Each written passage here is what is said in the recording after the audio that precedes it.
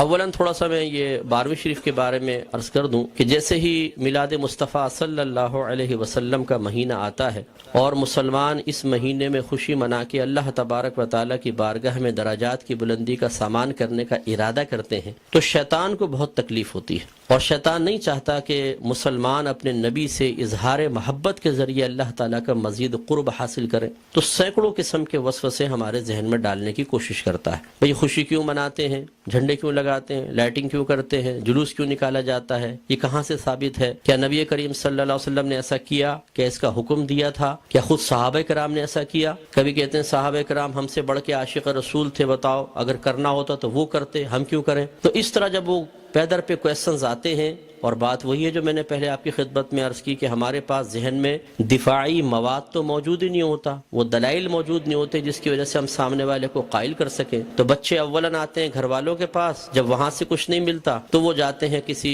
مسجد وغیرہ میں، بعض اوقات وہاں پہ بھی لفٹ نہیں کرائی جاتی۔ تو پھر آج کل علم حاصل کرنے کا سب سے پاورفل ذریعہ ہے سوشل میڈیا، پھر جا کے بیٹھ جاتے ہیں سوشل میڈیا پہ، اور وہاں پہ ہر طرح کا جاہل ترین آدمی بیٹھا ہوا ہے جس کو دین کی الف بے بھی نہیں آتی، اور معذرت کے ساتھ میں لفظ کہوں گا اس کو استنجا کرنا آتا نہیں ہے، اور وہ وہاں بیٹھا ہوا قرآن حدیث کے دلائل دے رہا ہے، اور پھر وہ الٹے سیدھے دلائل پڑھنے کے بعد تو اور انسان کا ذہن گڑبڑ ہو جاتا ہے۔ تو کچھ باتیں بس میں اس کے بارے میں عرض کر کے پھر اپنے بیان کی طرف آؤں گا۔ دیکھیں، میلاد مصطفیٰ صلی اللہ علیہ وسلم کی لغوی بحث کو چھوڑ کر ہم اس لفظ کو بولتے ہیں چند افعال و اعمال کے مجموعے پر کہ یہ میلاد مصطفیٰ منا رہے ہیں۔ مثلا اس میں کھانا کھلانا، سرکار کے فضائل بیان کرنا، نعت خوانی کی محافل ہیں، جھنڈے لگانا، لائٹنگ کرنا، جلوس نکالنا، ان تمام چیزوں کے مجموعے کا نام رکھ دیا جاتا ہے میلاد مصطفیٰ کہ یہ میلاد مصطفیٰ منا رہے ہیں۔ اور اگر دیکھا جائے تو اصل میں سرکار کی ولادت پاک کی خوشی ہم منا رہے ہوتے ہیں، اس کے لیے طریقہ اختیار کرتے ہیں، تو ان تمام کو کہہ دیتے ہیں جی میلاد کی محفل ہو رہی ہے، میلاد مصطفیٰ منا رہے ہیں۔ تو پہلی بات تو یہ کہ خوشی منانا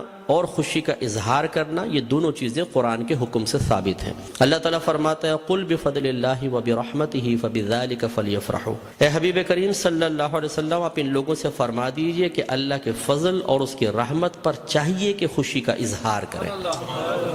کہنے والا کون ہے؟ اللہ تبارک و تعالی۔ اور اگر میں آپ سے پوچھوں کہ اللہ کا سب سے بڑا ہم پر کیا گیا فضل کیا ہے اور اس کی نازل کردہ رحمت کیا ہے، تو ہر مسلمان بے اختیار کہے گا کہ ہمارے نبی کریم صلی اللہ علیہ وسلم سب سے بڑا اللہ کا فضل، سب سے بڑی اللہ کی رحمت کہ ہمارے سرکار کے قدموں سے ہمیں قرآن ملا ہے، ایمان ملا ہے، حتیٰ کہ اللہ تبارک و تعالیٰ نے اپنی معرفت بھی اس وقت تک چھپا کر رکھی جب تک اپنے حبیب کو ظاہر کرنے کا ارادہ نہ فرمایا۔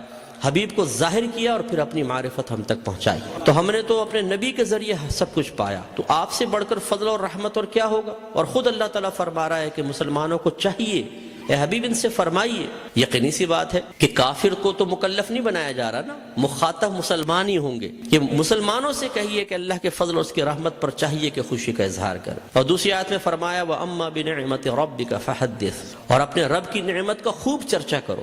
حدث تحدیث سے نکلا ہے۔ تحدیث کا مطلب ہوتا ہے اللہ تعالیٰ کی کسی عطا کردہ نعمت کو کسی کے سامنے ظاہر کرنا، چاہے وہ قول سے ہو، جیسے ہم کہتے ہیں جی اللہ کا بڑا فضل ہے بونڈ لگ گیا، اللہ کا بڑا فضل ہے مکان بنا لیا، اللہ کا بڑا فضل ہے میرے بیٹے کی شادی ہو گئی، یہ ہم نعمت کا اعتراف اور اظہار کر رہے ہوتے ہیں۔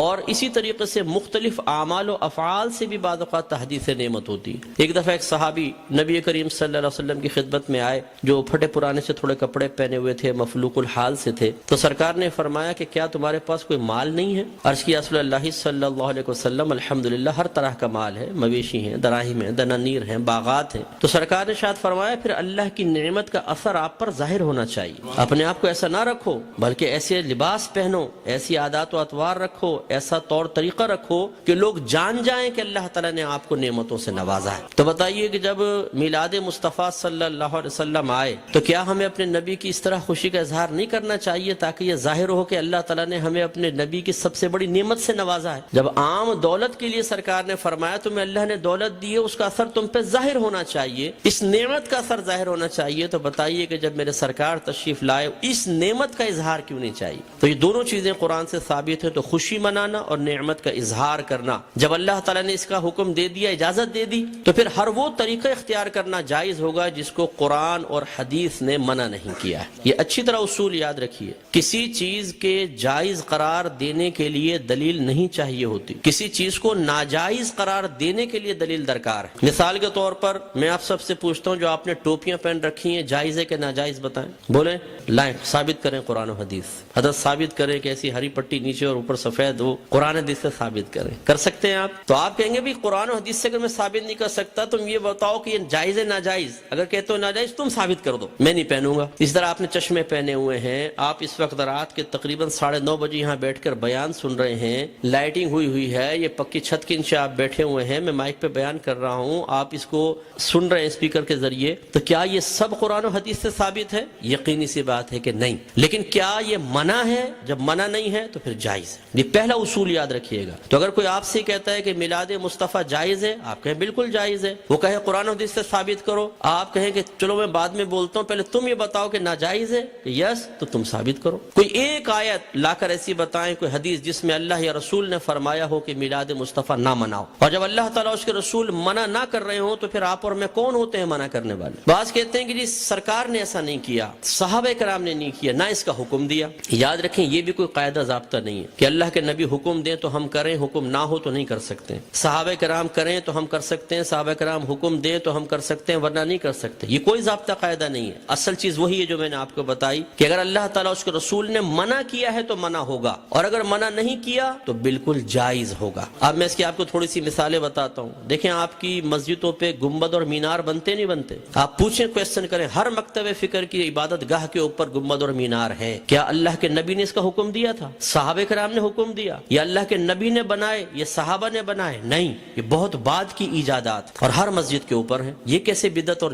ناجائز کیوں نہیں ہو جاتے؟ قرآن پاک پہ زبر زیر پیش سرکار کے دور میں نہیں تھا، نہ صحابہ کے دور میں، بہت بعد میں لگے ہیں۔ 6 کلمے سرکار کے دور میں باقاعدہ اس طرح مرتب شدہ نہیں تھے، یہ بعد میں ہے۔ ایمان مفصل، ایمان مجمل پہلے نہیں تھی، یہ بعد میں ہے۔ اور اگر سرکار کے ہی دور کو لے لیں، سرکار نے قرآن کو مجتمع نہیں کیا تھا، صدیق اکبر کے دور میں ہوا ہے۔ سرکار کے دور میں، صدیق اکبر کے دور میں تراویح 20 رکعت ایک امام کے پیچھے نہیں ہوتی تھی، عمر فاروق رضی اللہ تعالیٰ عنہ نے کی ہے۔ اور ان پہلے 3 ادوار میں جمعے کی صرف ایک اذان ہوتی تھی جو اذان ثانی کہلاتی ہے۔ پہلی اذان حضرت عثمان غنی رضی اللہ تعالیٰ عنہ نے ایجاد فرمائی ہے۔ یہ ایک بازار تھا، وہاں پر ایک مقام زورہ تھا۔ جب مدینے میں وسعت پیدا ہوئی، اذان ہوتی تھی، دور تک آواز نہ پہنچ پاتی تھی، لوگوں تک اعلان نہ پہنچ پاتا تو آنے میں دیر ہو جاتی تھی، تو پھر آپ نے فرمایا کہ ہم ایک اذان اور شروع کریں گے جو اصل اذان سے، جو دوسری اذان ہے اس سے آدھے پونے گھنٹے پہلے بازار کے پاس ہوگی، تاکہ لوگ ہوشیار ہو جائیں اور جمعے کی تیاری کر سکیں۔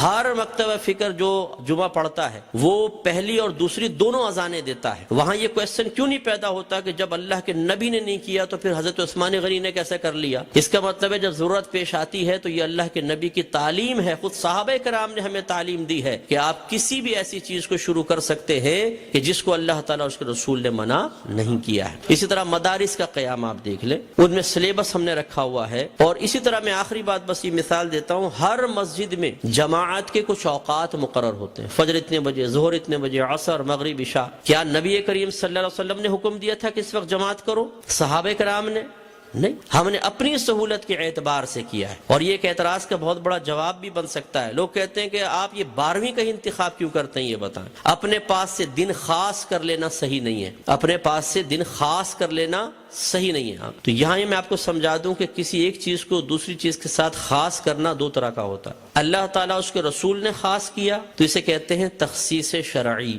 یعنی خاص کرنا شریعت کی طرف سے۔ اور اگر اللہ تعالیٰ اس کے رسول نے نہیں کیا، آپ اور میں کر لیں، جیسے ہم بچے کی سالگرہ کے لیے ڈیٹ کرتے ہیں، فکس کرتے ہیں، اس طرح بچی کی شادی کے لیے ڈیٹ ہم آپس میں مشورہ کر کے فکس کرتے ہیں، کوئی تقریب کرنی ہوتی ہے اس کے لیے، اسی طرح دارالعلوموں کے اندر سال شروع کرنا آخر کے لیے، اسی طریقے سے مسجدوں میں جماعت کے اوقات۔ یہ جو ہم اپنے پاس سے ایک چیز کو دوسری کے ساتھ خاص کرتے ہیں، اس کو کہتے ہیں تخصیص عرفی۔ تو تخصیص عرفی کو تخصیص شرعی بنانا غلط ہے کہ مثال کے طور پہ اگر ہم 12ویں کو 12ویں تاریخ میں کر رہے ہیں تو ہم کہیں کہ اسی تاریخ میں ہوگی، اس کے علاوہ نہیں ہوگی، یہ غلط ضرور ہوگا۔ لیکن ایک چیز کو دوسری چیز کے ساتھ خاص کر دینا اگر لازم اور ضروری سمجھ کر نہ ہو اور پھر بھی ناجائز ہو تو جتنی میں نے آپ کو مثالیں دی ہیں، بتائیے پھر بیٹی کی شادی فکس کرنا بھی ناجائز ہونا چاہیے؟ یہ کوئی دنیاوی معاملہ نہیں ہے, نکاح تو سنت ہے. سرکار نے فرمایا نکاح من سنتی فمن راغب عن سنتی فلیس منی, نکاح میری سنت سے ہے, جو میری سنت سے بے رغبت ہوا وہ مجھ سے نہیں. تو اب جب بچی کی شادی کی باری آئے اور دولہا والے پوچھے جی کون سی تاریخ رکھنی ہے, تو کہ خبردار تاریخ فکس کرنا منع ہے. تو شادی ہوگی کب؟ بس ہو جائے گی بغیر فکس کیے, کر کے بتائیں پھر ذرا. تو یہ مطلب ایک بے وقوفی کی سی بات ہے. تو اس لیے جماعت کے اوقات مخصوص کر دینا اور اس سے 1 منٹ بھی آگے پیچھے نہ ہونا. امام صاحب اگر 4 منٹ بھی لیٹ ہو جاتے ہیں تو لوگ یوں ٹائم دیکھتے ہیں, امام کہاں گیا, اور پھر جو شور مچتا ہے پوری مسجد کے اندر, کچھ امتحان ہے. خود جماعت میں لیٹ پہنچے کوئی بات نہیں, امام صاحب 1 منٹ بھی لیٹ نہیں ہونے چاہیے, بالکل وقت کے اوپر جمعہ شروع ہونا چاہیے, وقت پہ جماعت. تو جو ہم نے اپنے پاس سے خاص کیا اس میں کتنی سختی کر رہے ہیں, ہر مکتبہ فکر کرتا ہے. تو خلاصہ کلام یہ ہے کہ اللہ کے نبی کے جب یہ میلاد کا موسم آتا ہے, اس قسم کے بہت سارے وساوس ہماری طرف متوجہ ہوتے ہیں. اصول بس یہی ہے کہ اللہ کے رسول نے اگر حکم نہیں بھی دیا, کر کے نہیں بھی دکھایا, لیکن منع بھی نہیں کیا, تو ہمارے لیے بالکل اس کے کرنے کی شرعی طور پر اجازت ہے. اگر حکم کا انتظار کریں تو پھر ہر چیز کے اندر غلام کو حکم کا انتظار کرنا چاہیے, اور جب آپ حکم ڈھونڈنے کی کوشش کریں گے تو کاروبار زندگی رک جائیں گے. ہزارہ چیزیں ایسی ہیں جن میں سرکار کے احکام موجود نہیں ہیں. تو بس اصول شرعی ہوتا ہے کہ جہاں سرکار کا حکم موجود نہ ہو, خاموشی اختیار فرمائی ہو, منع نہ کیا ہو, یہ اس کے جائز ہونے کی دلیل ہوتا ہے. تو میلاد مصطفیٰ منائیے. الحمدللہ جنہوں نے یہ کیا ہے انہوں نے فیض پایا ہے. ابو لہب جیسا شخص آپ جانتے ہیں کافر تھا, سرکار کا چچا تھا, کافر شخص تھا اور بدترین کافر, دشمن اسلام. لیکن جب اس کی لونڈی ثویبہ نے آ کے خوشخبری دی کہ مبارک ابو لہب تیرے ہاں بھتیجا پیدا ہوا ہے, اس نے ہمارے نبی کی خوشی میں آزاد نہیں کیا تھا, اپنے بھتیجے کی خوشی میں کیا تھا, لیکن وہ بھتیجا تھا تو اللہ کا نبی. تو اللہ تبارک و تعالی نے اس کو اس برکت سے نوازا کہ جب اس کا انتقال ہوا اور یہ جہنم میں گیا ہے, اس کے خاندان والوں میں سے کسی نے اس کو خواب میں دیکھا تو پوچھا کہ ما فعل اللہ بکا, اللہ تبارک و تعالی نے تیرے ساتھ کیا معاملہ کیا؟ تو اس نے جواب دیا کہ بہت سخت عذاب میں ہوں, لیکن جب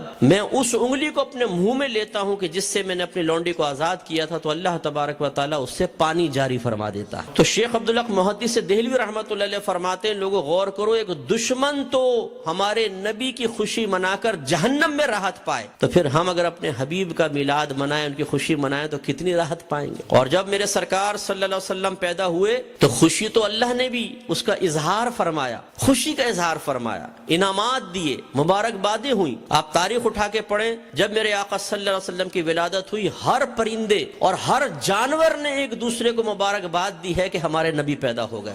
فرشتے ایک دوسرے کو مبارکباد دے رہے تھے, حدیثوں کے اندر موجود ہے, فرشتے مبارکباد دے رہے تھے. اور اس زمانے میں جتنی حاملہ عورتیں تھیں اللہ تبارک و تعالی نے سب کو بیٹوں سے نوازا. اور وہ قحط سالی کا دور تھا, لیکن جب میرے آقا صلی اللہ علیہ وسلم پیدا ہوئے تو عرب کہتے ہیں کہ اتنی فصلیں ہوئیں, اتنا چارہ ہوا, اور ہمارے اونٹ چارہ کھا کھا کے اتنے موٹے ہو گئے کہ ہمیں خوف ہوا کہ شاید یہ چربی کی شدت سے پٹ پڑیں گے, اتنا اللہ نے نعمتوں سے نوازا ہے. تو خلاصہ کلام یہ ہے کہ میرے آقا صلی اللہ علیہ وسلم کی میلاد مصطفیٰ منانا یہ بہت بڑی سعادت کی بات ہے. وسوسوں سے قطع نظر خوشی کے ساتھ میلاد مصطفیٰ منائیں, انشاءاللہ برکت حاصل ہوگی.